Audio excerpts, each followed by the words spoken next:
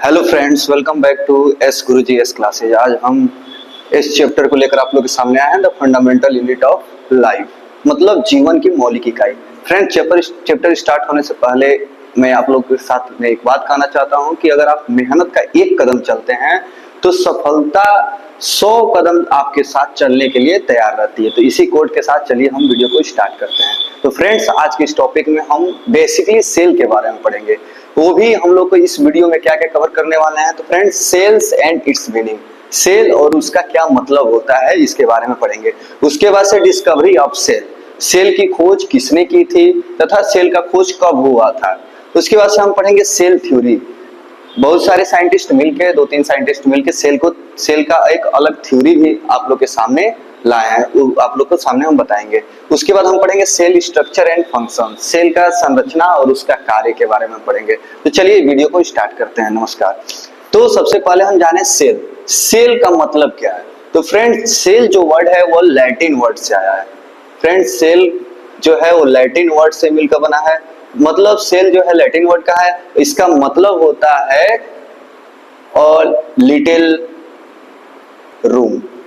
Friends, a little room, एक छोटा कमरा। सेल का मतलब होता है एक छोटा कमरा। अब इस एक छोटा कमरा शब्द आया कहां से।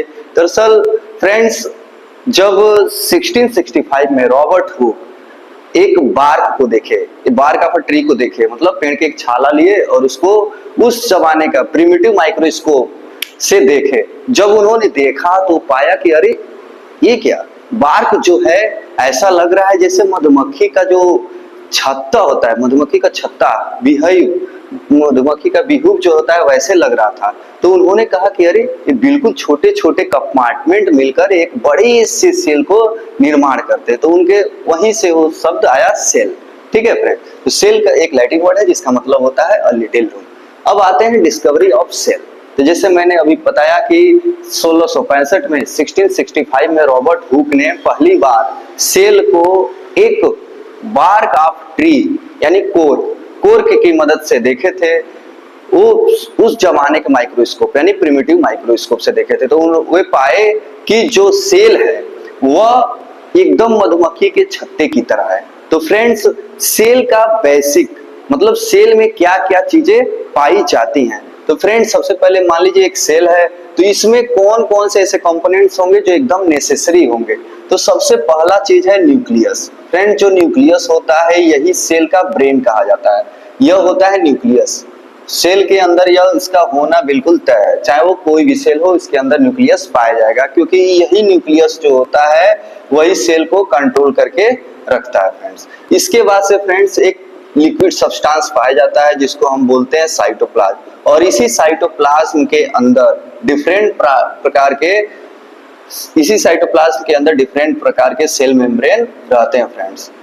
ठीक है फ्रेंड, उसके बाद से सेल जो है चारों तरफ से एक पतली झिल्ली से घिरी हुई होती है जिसको बोलते हैं सेल मेम्ब्रेन। इसको मैं फ्रेंड्स बोलते हैं सेल मेम्ब्रेन।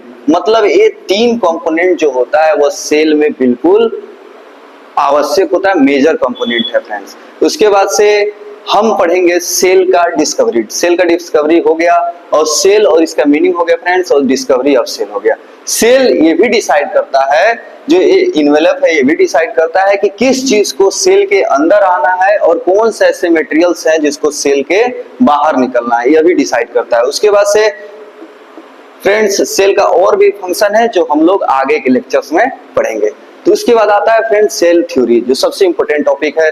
सेल थ्योरी की बात करें तो सिल्डन एंड सॉन 2 साइंटिस्ट थे, एक है सिल्डन और एक है सॉन। सिल्डन और सॉन नाम के जो अलग अलग वैज्ञानिक हैं वो अपना अलग अलग थ्योरी देते हैं। सिल्डन जो है वो प्लांट्स की थ्योरी देते हैं और सॉन जो है वो एनिमल थ्योरी देते हैं।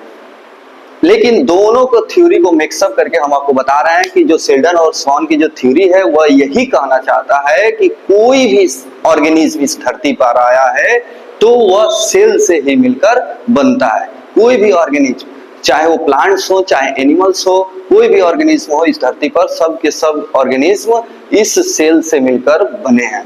और फ्रेंड्स दूसरा ये थ्योरी शिल्डन एंड सॉन का दूसरा ये मतलब है कि हर एक सेल जो है वो प्री एग्जिस्टिंग सेल से मिलकर बना है। इसमें रॉबर्ट विर्चो का भी नाम आ जाता है। रॉबर्ट विर्चो जो साइंटिस्ट थे, उन्होंने अपने लैंग्वेज में बोला था ओमनीज सेलुला ई सेलुला, ओमनीज सेलुला ई सेलुला। फ्रेंड्स, इसका मतलब होता है कि हर एक सेल जो आप देख रहे हैं, जो हर एक सेल जो इस धरती पर पाया जाता है वो प्री एग्जिस्टिंग सेल होता है। मतलब पहले से ही अगर कोई सेल प्रेजेंट है इस धरती पर तो उसी से एक नया सेल का निर्माण होगा। अगर पहले से कोई ऐसा सेल प्रेजेंट नहीं है तो ऐसा नहीं है कि नया सा कोई सेल बना दिया जाएगा, चाहे नया सा सेल बन जाएगा। ठीक है, पहले से प्रेजेंट सेल में से ही नए सेल को बनाया जा सकता है। ऐसा नहीं कि अचानक से कोई नया सेल उत्पन्न हो जाता है। ठीक है, तो 3 साइंटिस्ट का आप लोग नाम पढ़ा, शिल्डन एंड सॉन ने दिया था सेल थ्योरी, उसी में रॉबर्ट विर्चो ने भी बोला था ओमनी सेलुला ई सेलुला। इसका मतलब होता है all cells arises from pre existing cells. मतलब जो भी सेल्स हैं वो पहले से उपस्थित, इस धरती पे पहले से उपस्थित सेल से ही मिलकर बनते हैं। ठीक है फ्रेंड्स, एक बार देख लीजिए।